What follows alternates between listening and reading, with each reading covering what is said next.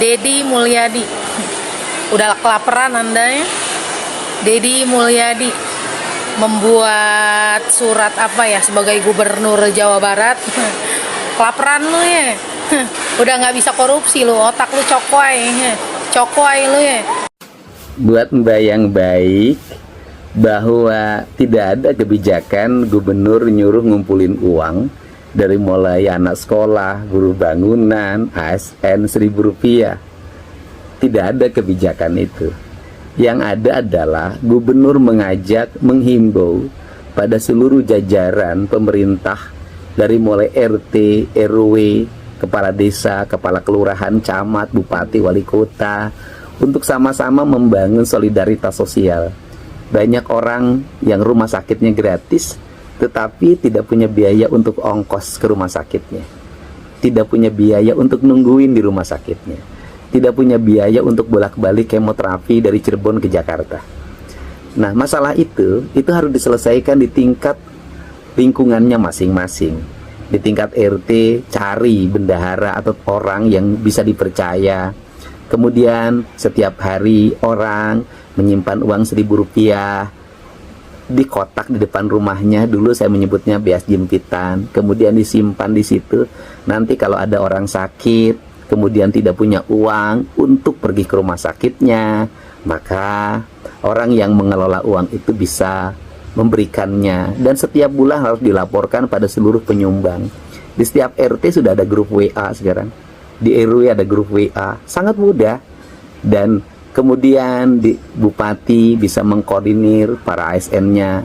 Nanti setiap hari di rumah dinasnya ada yang mengadu, maka dia bisa melayani ketika anak tidak punya sepatu ke sekolahnya, maka bisa dibantu. Gubernur tidak akan mengambil uang itu dan tidak akan mengkolektifkan.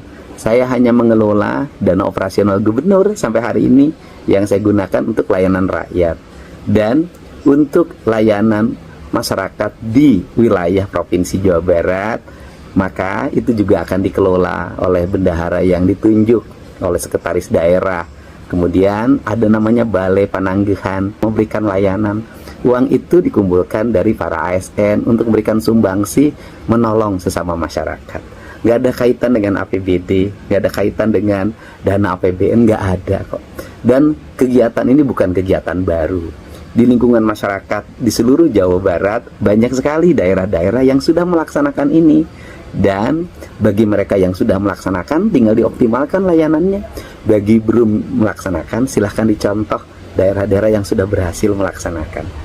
Bukan kewajiban, hanya ajakan ya. Mari kita nolong sesama kita.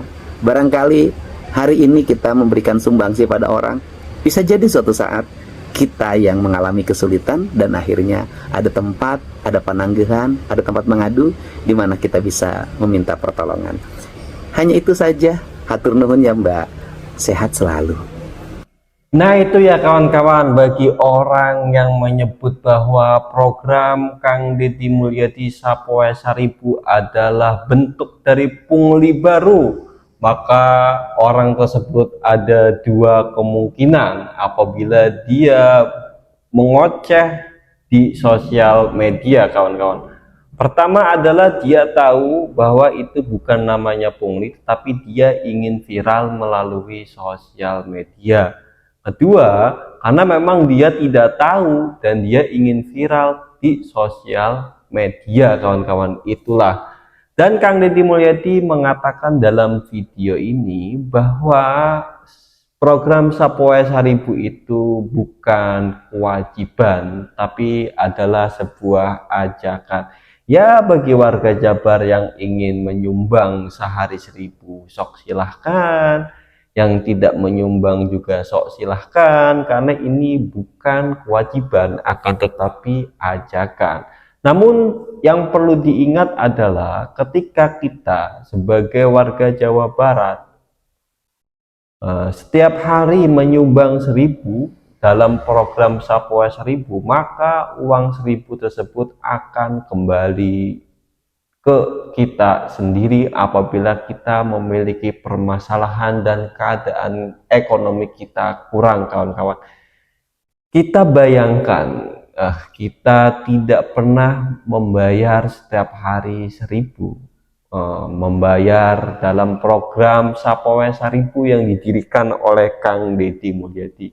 Kemudian kita memiliki masalah dalam hidup dan keadaan perekonomian kita itu nggak ada. Kemudian mau nggak mau kita harus lapor ke desa setempat, ke kepala desa setempat. Karena kenapa? Karena nanti ada aturan di setiap desa itu harus ada pos pengaduan, kawan-kawan. Ini telah kita bahas ya. Kemudian kita ulangi, kemudian kita datang ke pos pengaduan yang ada di desa untuk meminta bantuan. Bagaimana perasaan kita ketika minta bantuan tersebut, kawan-kawan? Apakah malu karena tidak pernah bayar atau nggak malu, kawan-kawan? Aduh, parah kalau nggak malu itu. Dan bagaimana bacotan-bacotan para tetangga yang melihat bahwa kita itu meminta bantuan ke pos pengaduan yang ada di desa, akan tetapi kita tidak pernah membayar 1.000 setiap hari.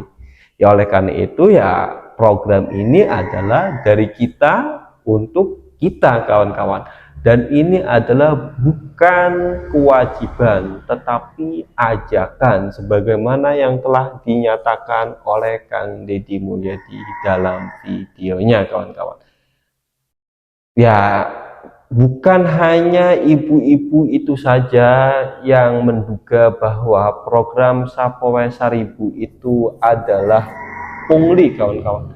Saya pernah tadi malam, tetapi saya lupa untuk menyimpan video itu. Kalau nggak salah ada dari partai yang mengatakan bahwa, kalau nggak salah ya, ada dari partai mengatakan bahwa program Sapoe Saribu yang didirikan oleh Kang Deddy Mulyadi ini adalah bentuk pungli.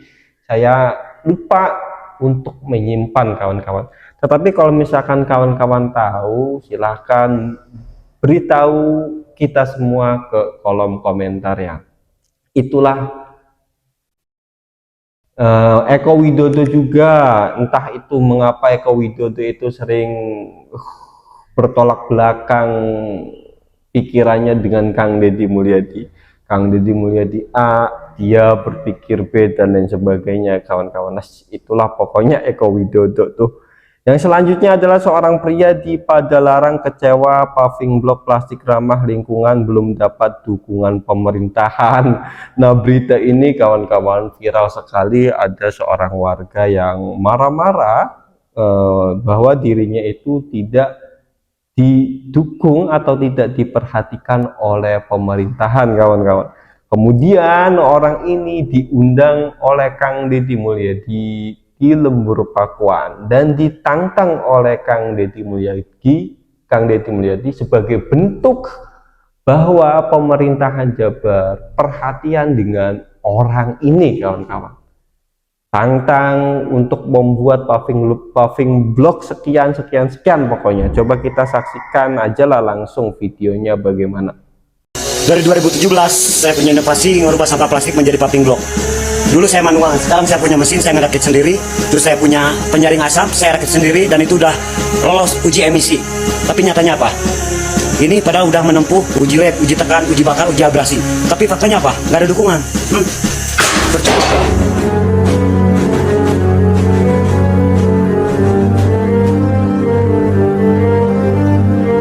Bapak teh saha, namanya siapa? Tony Permana, Pak. Kerjaan sehariannya apa? Sehari-hari buka bengkelas. Terus kemudian sekarang punya produk, Punya program bank sampah. kemudian bisa mengelola plastik. Jadi Paving block. masalahnya apa? Ya stuck di situ-situ aja. Semenjak saya menjadi ketua RW 2017, saya mendirikan bank sampah. Nah itu jadi nggak ada perhatian lah gitu. Dari siapa? Dari pemerintah, Pemerintah mana? desa maupun kecamatan maupun DLH. Jadi kita tuh dari 2017 sampai 2021 mandiri, Pak. Dia memang harusnya mandiri. Iya emang. Nah pas gitu tuh saya 2021 tuh berhenti aja udah gitu, mau berhenti. Tapi Enggak, pertanyaan saya gini satu, kan Bapak itu kan ngelola plastik kemudian dirubah menjadi paving block. Pasarnya ada nggak yang beli? Kalau pasarnya banyak Pak. Kalau Sampai pasarnya banyak, kenapa nggak produk dijual ke pasar? yang pertama apa sih, dari mesin belum bisa produksi massal karena skala UMKM. Terus yang kedua tuh saya takut dengan regulasi kalau massal gitu. Regulasinya apa? Kalau jual paving block kan bebas. Saya takut karena ngelihat berita tuh Pak, Oh, yang Bapak. jual itu kan di penjara gitu kan. Bapak nggak takut di media sosial juga marah-marah? Spontanitas Pak itu Pak. Kenapa takut melakukan sesuatu yang memiliki produktivitas dibanding marah-marah di media sosial? Memang sih Pak. Bantuan pemerintah itu penting, saya paham Mbak. Tetapi banyak orang yang mendapat bantuan pemerintah malah tidak produktif. Betul. Jadi nggak tahu ya. Misalnya orang sudah punya produksi, kemudian dibantu oleh pemerintah. Setelah dibantu pemerintah itu justru malah dia rontok. Gitu. Saya tukang bantu, saya tukang fasilitasin. Tapi saya itu lebih seneng sama rakyat saya yang survive oleh dirinya sendiri. Dan itu biasanya lebih maju. Ngejual paving per meter berapa? Itu 200.000 per meter. Berarti yang Bapak kan lebih mahal. lebih mahal. Apa yang kelebihan dari produk Bapak? Kalau misalkan menurut uji ya, kemarin juga diuji, itu lebih awet Pak. Dengan yang pabrikan kokoh mana? Hampir setara kalau menurut berita dari itu. Saya kan Udah punya diuji belum? sertifikatnya. Iya, udah ada. Udah, coba sini bawa barangnya. Coba lihat. Satu aja, nggak usah banyak. Ini yang pakai lubang. Ya. 200.000. Ya. Sudah ada yang beli. Ada Pak. Dari mana? Dari Bekasi, terus dari Posyandu. Jadi kita jualnya nggak ini skala komunitas gitu Pak. Paling banyak itu Bekasi waktu 20 meter untuk di salah satu musola. Kalau beli alat harganya berapa? Saya pengen Bapak mandiri. Waktu itu saya bikin sendiri ya Pak ya. Kalau harga mesin kalau lihat-lihat di browsing gitu ya ratusan sih Pak kalau untuk itu mah. Ratusan juta. Cuman kalau punya kita mah di angka 50 nggak lewat lah. Saya pesan untuk 250 meter. Kan mesinnya belum, ini punya saya Pak, belum. Kan nanti uang 50 juta saya duluan saya bayarin. Oh, Itu order Bapak pertama. Jadi kan orang beli barangnya dulu nih baru bayar. Tapi saya minta ini 250 meter. Iya. Bisa nggak? diupayakan sih. Jangan diupayakan, kan Bapak teriak. Iya emang sih. Ya kan Bapak di media sosial. Pemerintah minta perhatian, saya gubernur nih. Saya merhatiin Bapak. Tapi kalau misalkan diproduksi Keberanian Bapak harus sesuai dengan amarah Bapak di media sosial dong. Ini udah teriak-teriak. Kan Bapak ingin mandiri. ya Bapak di media sosial wanian banget. spontan Pak. Karena Kenapa banyak saya sekarang dulu kayak mau, sekarang kenapa kayak kucing? Bapak kerjain 250 meter. Saya pesen, saya mau bikin ini itu buat jalan di sawah. Kalau di tempat saya nanti Bapak sudah berhasil, saya nanti mau bikin program desa-desa menggunakan paving block buatan Bapak. Sekabupaten Bandung Barat aja Bapak nggak akan kuat masuk order. emang. Nah, tinggal saya nanya ke Bapak, ayo sok saya tantang. Bapak kan nantang pemerintah nih, saya pemerintah turun. Saya tantang Bapak sekarang.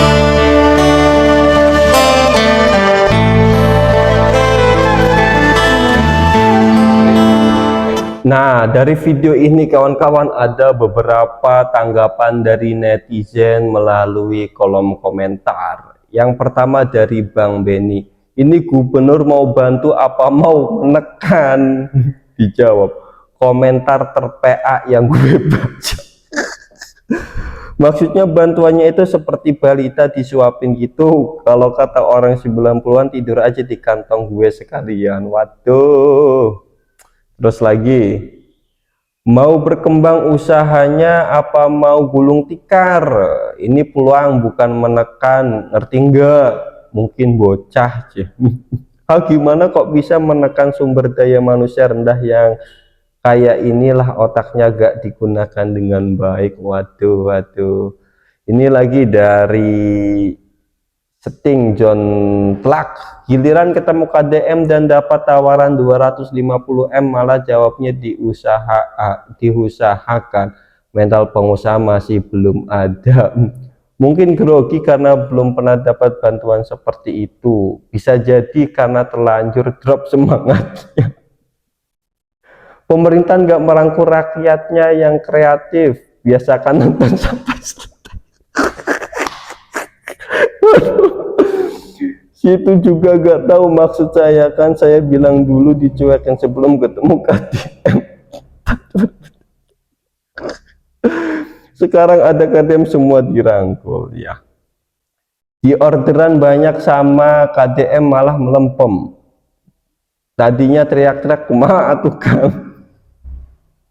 Sekarang gini, dengan mesin yang ada sekarang per hari bisa menghasilkan berapa meter dulu. Ini memberi kritikannya. Baru kritikan nih. Contoh satu hari bisa menghasilkan maksimal 10 meter. Berarti 250 meter bisa siap 25 hari. Pertanyaannya, si bapak mau nunggu gak selama itu? Ini baru kritikan nih. Karena kalau dikasih modal atau DP 50 juta dengan beli atau rakit mesin lagi, berarti harus nyari tambahan lebih banyak lagi buat modal bahan mentah, sampah plastik maksudnya, dan bayar upah jasa selama 25 hari tadi. Saya rasa jawaban si bapak sudah benar diupayakan. Bukan perkara di medsos teriak terus jawabnya harus pasti. Bayangkan aja ngumpulin plastik buat paving block sebanyak 250 meter harus berapa banyak. Tapi termasuk sudah oke lah Bapak KDM-nya sudah mau turun tangan langsung. Itu tandanya Bapak Gubernur peduli sama masyarakatnya. Tergantung si Bapak pengusaha mau ambil tantangan atau enggak. Itu yang namanya kritikan kawan-kawan. Yang tadi itu ya hujatan pokoknya lah. Ada bentuk hujatan atau enggak lah. Lah kok jadi lebih mahal dapatnya dari sampah tapi lebih mahal dari paving block biasa? Kok bisa jadi salah harga sih? Bahan sampah harga mahal. Skala rumah tangga kawan industri yang nggak bakalan bisa menang harga bu ya, di dunia bisnis tuh nggak peduli alasan apapun lu sanggup memenuhin permintaan ya deal, kalau enggak ya cari produsen lain. Emang dari bahayanya lebih mahal paving daur ulang karena sama-sama memakai pasir ditambah ada tambahan oli bekas juga, prosesnya juga lama. Itulah beberapa tanggapan netizen dari video itu ya kawan-kawan. Kurang lebihnya saya mohon maaf. Saya Taufik Hasan pamit mengundurkan diri dan terima kasih.